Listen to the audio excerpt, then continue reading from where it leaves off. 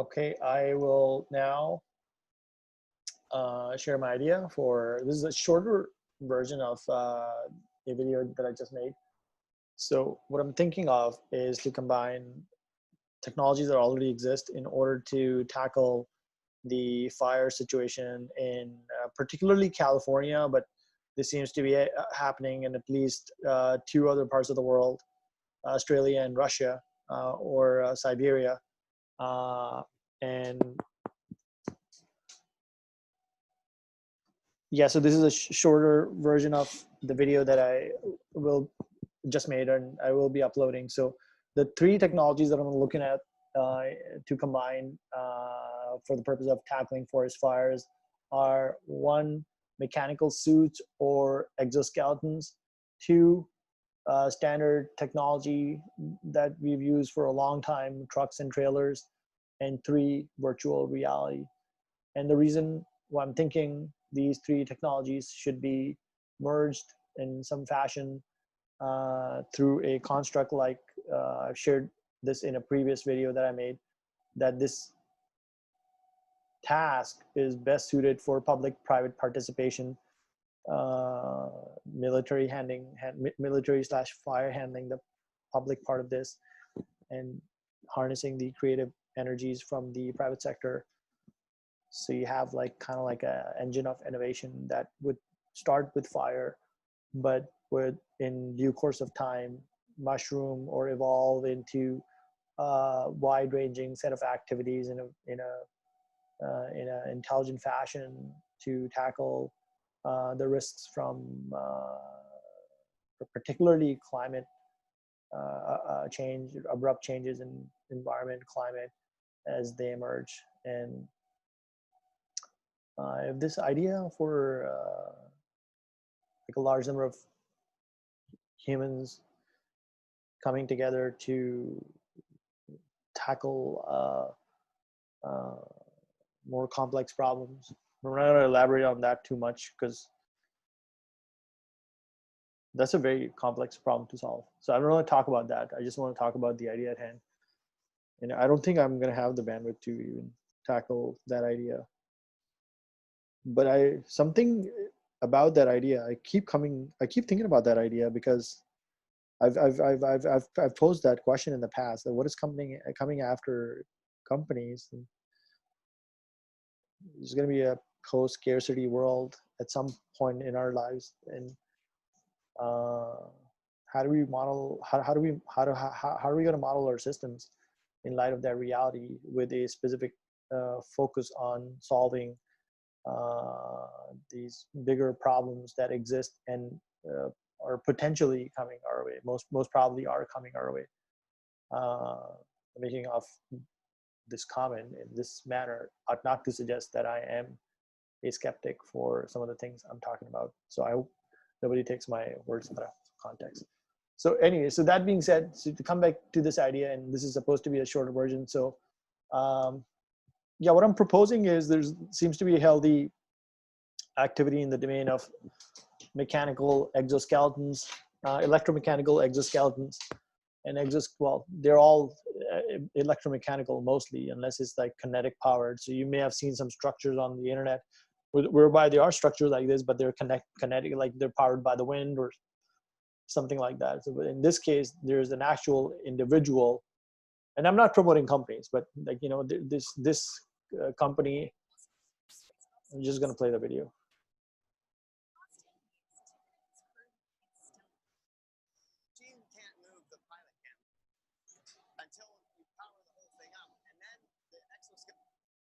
So like I was saying in the longer video that I've made about this topic, this is straight out of Pacific Rim. And like the point I've made in the longer version of the video is that this invention for the purpose of putting out fires has to be, first of all, it has to be leaner. It cannot be like this dimension, this size, because it's not going to be able to go between trees and whatnot, or it's going to be, or you're just most probably going to get stuck, right? Specifically if you send it between like redwoods or like, you know, like the larger trees or whatnot.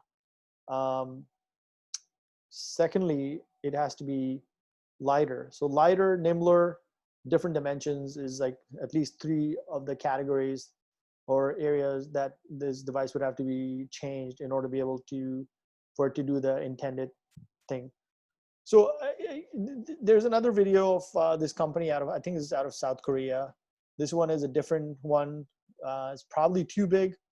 And my point was, there's a couple of points. The points I made about the dimensions and the other 2 factors that have to be considered. The other, like, this is like kind of building up on this idea. What I'm proposing is that instead of actually putting the human right, embedding the human right within the device itself, you don't have to do that, because you could have the human operating these devices remotely from any remote facility. And so you have firefighters that are operating exoskeletons from a remote facility. And as I've shared in the longer version of this video, the firefighters, the invention itself has fire suppressant technology on board. So you could put them in the back, like when scuba divers go into for scuba, they have the oxygen in their back. So the exoskeleton, this is a robot in this case, will have the fire suppressant technology in their back. And obviously you have to use materials that are good for the environment. And then the firefighters are going to go into this VR virtual reality construct. So every firefighter, and you could always also pair them up. It's actually like looking more like Pacific Rim, but you could have at least one or a couple of firefighters. You don't have to do all of this to virtual reality. You could have a combination of somebody's doing the movement on a 2D version at least, right? And then somebody else is tackling the haptic feedback, because they're just kind of looking around and they have the haptic feedback, and their arms are directly connected to the arms for the invention. And then the same person or another person would be responsible for putting out the fire. So it's simply focused on putting out the fire, right? So I don't know, like I've never worked for the fire department, so I don't know like what the best strategy would be, but like you could do a distributed / divide and conquer approach towards tackling these fires. And the beauty of something like this would be that, like I've shared in the longer version of this video, that a firefighter would never ever get a scratch or get hurt, or there would never be an injury or death when it comes to fighting fires again. And and I also shared in the longer, I keep saying this longer stretch of the video, but there were also, what was I gonna say? Yeah, like just because you moved on to a different way of dealing with the problem of fires doesn't mean you have the same kind of shifts. So I wouldn't want to work in a virtual reality gear all day long. So we got to stagger the shifts and have the same pay scale, or if not greater. And we need to really focus on the security element for something like this. And this is going to enable more jobs in the realm of cybersecurity. The global market for containing fires is going to be it's going to open up really big. If somebody can figure out a way to move these machines, or maybe just print them, and so then it's going to become like it's going to be more about algorithms and like seamlessly doing it, and a materials problem, because you don't want to have a impact on the ecology with these things spraying this fire suppressant the material all over the place. So yeah, this is my idea for combining technologies that already exist, particularly to do this right now in California. I would think we can do this faster in actually, I don't know. I should not assume, because I've seen some, like there's like center of like pockets of innovation, and even places like like you would think Russia is not tech.